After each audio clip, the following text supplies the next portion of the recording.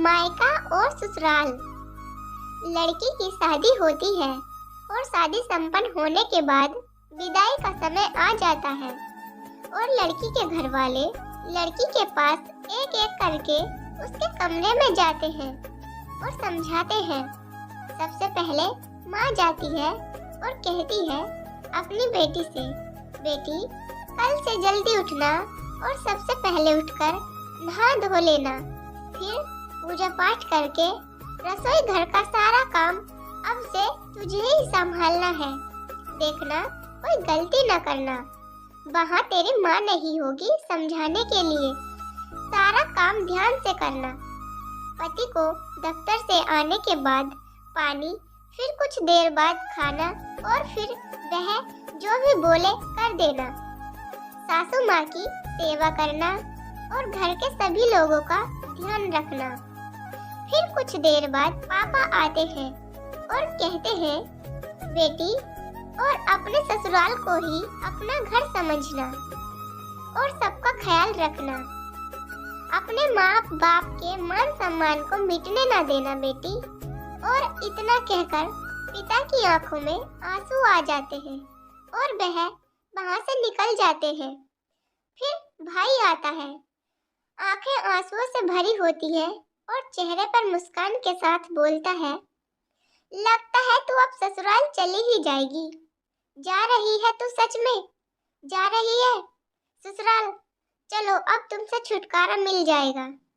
अब तेरा सारा हिस्सा मेरा हो जाएगा और अब कोई बात बात पर टोका टाकी भी नहीं करेगा और ना ही कोई माँ से मेरी शिकायत करेगा।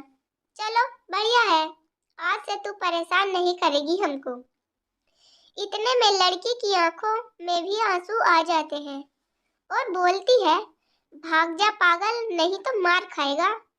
फिर भाई बोलता है, अच्छा मेरी तरह ससुराल में किसी को पीटने ना लगना, वहाँ तेरी कोई मार नहीं खाएगा। जैसे हमें बोल देती है, कुछ भी वहाँ मत बोलना, कोई बुरा मान सकता है। और फिर दोनों रोते हुए एक दूसरे के गले लग लेते हैं और साथ में दोनों के मुंह से निकलता है, तेरी बहुत याद आएगी, अपना ख्याल रखना। और भाई आंसू पूछते हुए बाहर निकल जाता है और इसी तरह परिवार के सभी लोग आकर समझाते हैं। अब से जाने के बाद विदा होने का समय आ जाता है और लड़की सोचती है, एक तो अपना घर छोड़कर मैं जा रही हूँ, ऊपर से इतना कुछ घर वालों ने बता दिया। इसके पहले तो कभी कुछ ऐसा नहीं करना पड़ा, कैसे इतना कुछ संभाल पाऊंगी, यही सोचती रहती है। तमाम तरह के मन में ख्याल आते हैं और फिर विदाई करके घर वाले लड़की को विदा कर देते हैं।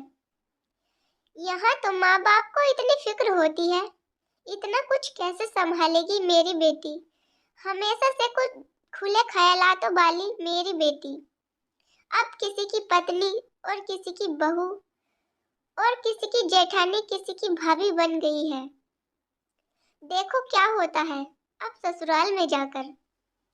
लड़की अलार्म लगाती है और दूसरे दिन सुबह उठकर जैसे ही उसकी माँ ने बताया होता है वैसे ही करती है और फिर सबके लिए खाना बनाती है और कहते हैं, ससुराल में पहली रसोई बहू कुछ मीठा बनाकर शुरू करती है।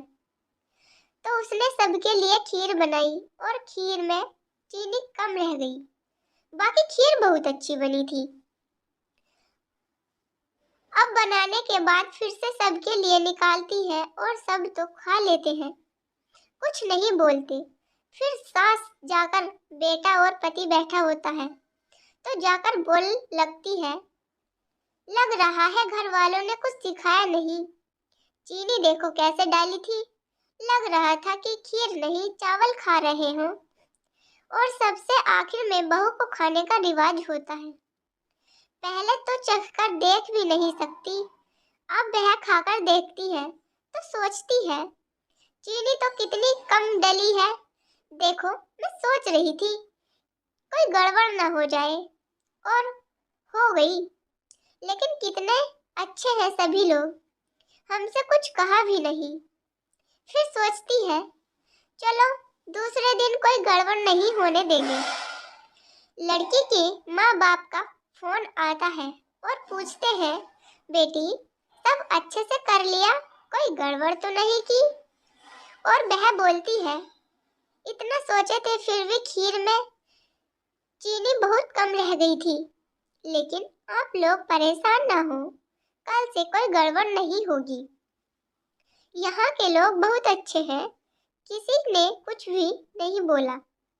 और फिर रात में पति आता है रूम में और बोलता है, कैसी खीर बनाई थी? मम्मी क्या सोच रही होंगी, कितनी फीकी थी, कल से ध्यान देकर बनाना।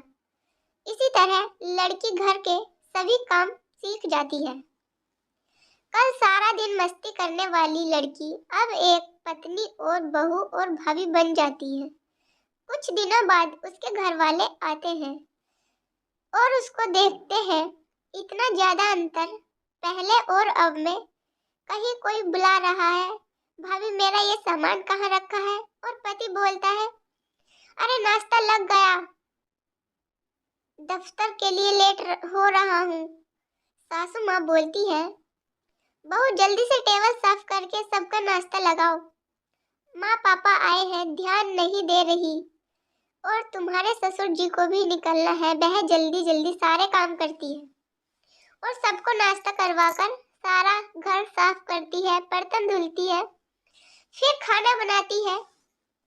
ऐसे ही पूरा दिन उसका घर के कामकाज में जाता है और कोई जरा सा भी सहारा नहीं करता। यह सब देख माँ बाप के आंखों में आंसू आ जाते हैं। और फिर जब वह सारे काम कर लेती है तो माँ बाप के पास बैठती है और माँ बाप बोलते हैं कि बेटी कोई दुख तो नहीं है तुम्हें? तो वह अपने आंसू पूछते हुए, नहीं माँ, कोई दुख नहीं है, बस आप सबकी बहुत याद आती है। और माँ छोटू कैसा है? वह अब आप लोगों को ज्यादा परेशान तो नहीं करता? ऐसे कहते हुए बात को काट देती है और बोली, यहाँ सब बहुत अच्छे हैं, मेरा बहुत ख्याल रखते हैं। ऐसा बोलती है ताकि उसके माँ बाप परेशान ना हो। और माँ बाप कहते हैं, बेटी ऐसे ही खुश रहे तू और अपना ख्याल रखना। अच्छा अब हम लोग चलते हैं। जब माँ बाप चले जाते हैं तब वह कमरे में जाकर छुपकर बहुत रोती है और खुद से ही बातें